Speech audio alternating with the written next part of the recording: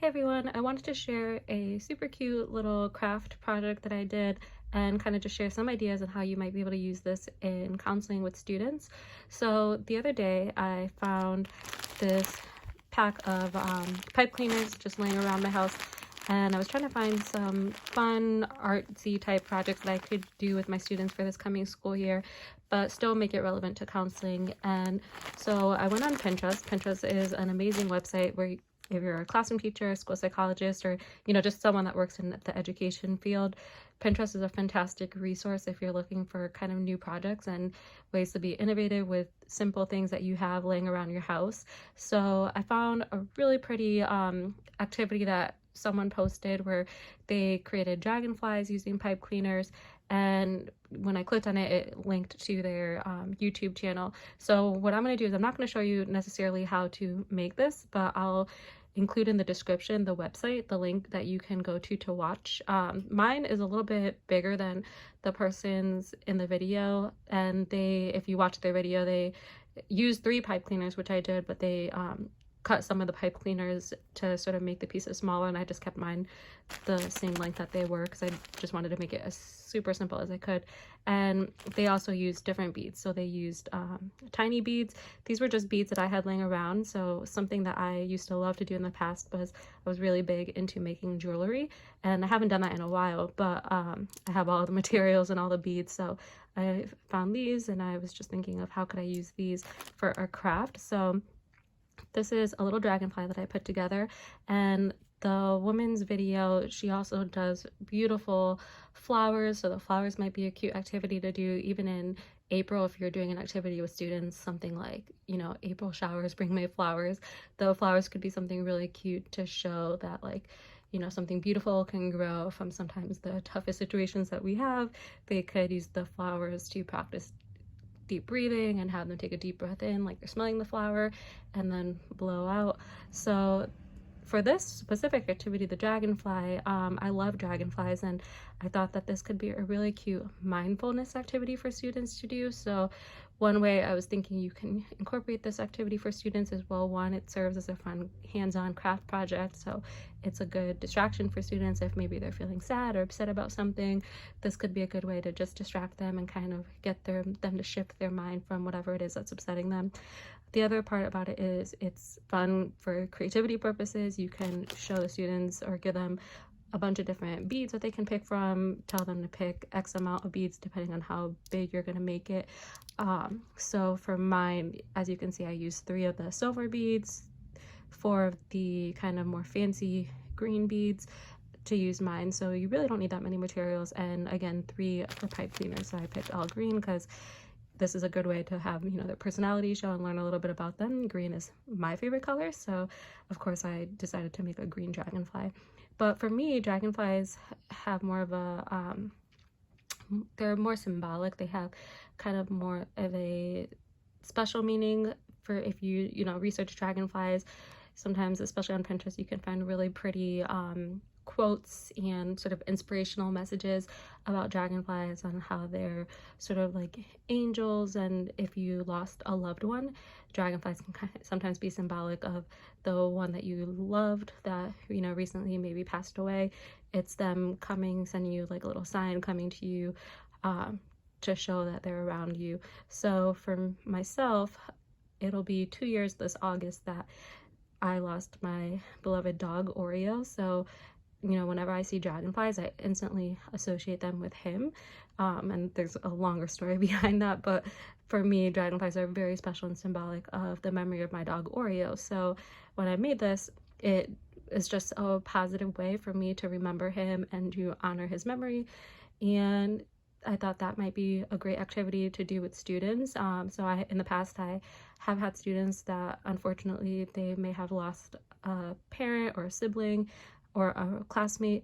So this might be a really cute activity to do in one-on-one counseling sessions with students that maybe are grieving, and you can have them make this and kind of connect it to the meaning behind dragonflies, and maybe print like a special picture of the dragonfly that they can maybe tie a little string through the picture, hole punch it, and you can tie it to the dragonfly. So that could be a really special craft just to honor the memory of somebody that passed away. Another way that you could do this or use this activity is as a coping tool as well, in the sense that you can connect each of the beads to a coping skill. So maybe have the students select a certain amount of beads, and then for each bead they have to connect it to a coping skill that they would use to help them if it's when they're feeling nervous, sad, if they're feeling angry. And you could almost do the same thing, maybe make a little note card that has the meaning behind each of the coping tools, and then kind of tie a little string and connect it to that. So that might be a really cute way that you could incorporate this as a coping tool for students. You can also maybe do this as a deep breathing exercise, so they touch every single bead, and as they touch the bead they practice taking a deep breath in, taking a deep breath out. This is sort of symbolic of a lazy 8, if you have seen those in the past, where you practice taking a deep breath in and then a deep breath out, and there's, you know, an order to it, and you trace it with your finger. So this might be a cute way to even do that, have the students practice taking the deep breath in, the deep breath out, and then kind of go vice versa on the other set of wings. So that's a cute way that you can incorporate deep breathing exercises into it. Another way that you can incorporate this with students is if you make it a little bit longer so that the beads can move around. You can have them again move the beads up as they're taking their deep breaths in and out. The one on the video, they put some cute little googly eyes on it, so they glued the eyes down onto the head of the dragonfly, and I don't have any, but that would be something simple you could do. Or you could get little white pom-poms and glue it down in color and a little black dot if you wanted to. Maybe even, I'm not sure if a permanent black marker would show up on this, but you could try doing that. I kind of like the way it looks just like this. You could even make butterflies with students for the spring, or there's so many different activities that I've seen using the pipe cleaners.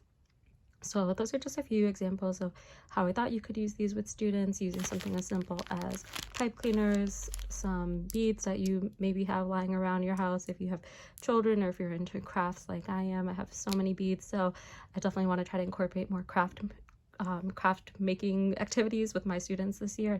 My goal for this coming school year is to do a little bit more art type projects with my kids and kind of incorporate some art therapies. So I've been pinning and saving a lot of things that I've seen on Pinterest related to art activities and crafts with my students. So if you do something like pipe cleaners or use activities like this with your students, I'd love to hear about them. Please feel free to share a comment or send me a message on how you would use these with your students. If you have other ideas or projects that you've done, or maybe other websites or YouTube videos that you've seen where they incorporate pipe cleaners and beads or whatever it might be. So the one on the video that I saw, which I'll post the link in the description of this video, she used really cute glittery pipe cleaners, and I don't think they were as kind of thick as these. So for these pipe cleaners, these beads worked perfect because they're big, but in the video that the woman posted, it was smaller beads. So you might just have to be mindful of the size of the beads and kind of how the thickness of the pipe cleaners when you make it with your students. So this might be a nice way to do a little show and tell with the students, how all the students make it, and then have them share out why they chose the color that they did, why they chose the beads that they did, how this activity is going to be helpful for them.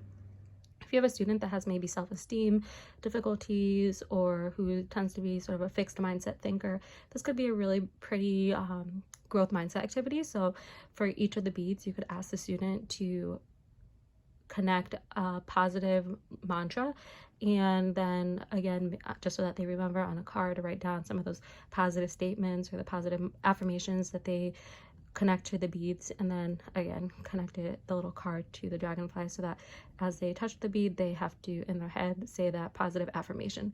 So just a quick way that you can use something cute like pipe cleaners and beads in counseling and make it meaningful for the students. So I hope you enjoyed that video and some of the ideas I shared out today. And again, if you have any other ideas on how you would use these with your students, I would love to hear about them. You know, I'm always learning and always growing as a school psychologist, so I love hearing out from others how they incorporate counseling activities with their students. So thank you for watching, and I hope that you guys come back and visit me again for a future video. Take care, guys. Bye.